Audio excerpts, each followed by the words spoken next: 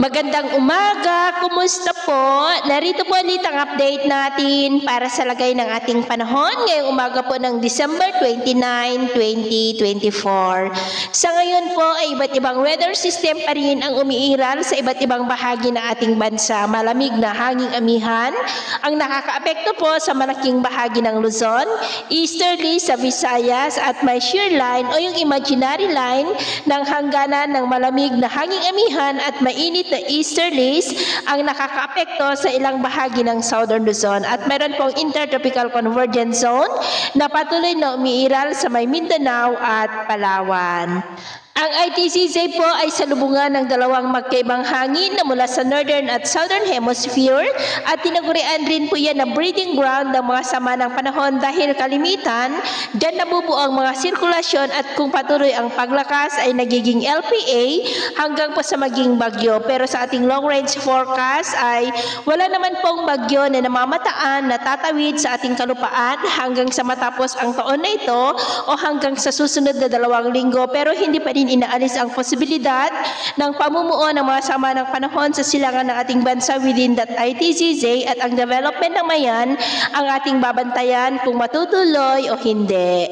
At sa lagay ng ating panahon ngayong madaling araw ay may mga isolated rains pa rin dito sa may Cagayan Valley, ilang bahagi ng Apayao, Quezon, Bulacan, Laguna, Camarines Norte, Catanduanes, Marinduque, Romblon, Calapan, ilang bahagi ng Palawan, Panay Island, Negros, Cebu, Bohol, ilang bahagi ng Leyte, Samar Provinces, Dinagat Island at Zamboanga. At mamaya ay sisikat naman po ang araw sa malaking bahagi ng ating bansa pero may tsansa pa rin ng cloudy skies with isolated rains. Dito pa rin po sa ilang bahagi ng Cagayan Valley, Cordillera, Calabarzon, Oriental Mindoro, Palawan, Marinduque, Catanduanes, Panay Island, ilang bahagi ng Negros, Cebu, Zamboanga Peninsula at mamayang hapon posible pa rin ang cloudy skies with isolated rains sa ilang bahagi ng ating bansa. Kaya mag-ingat pa rin tayo sa mga banta pa rin po ng mga pagbaha at pagguho ng lupa. At sa atin naman pong mga baybayin, iwasan na muna natin ang papalaot sa silangang baybayin ng Luzon, kanlurang baybayin ng Luzon, northern seaboard ng Cagayan, at sa mga baybayin po ng extreme northern Luzon Islands dahil ang mga alon po dyan ay posible na aabot hanggang sa 2.2 to 4.5 meters height.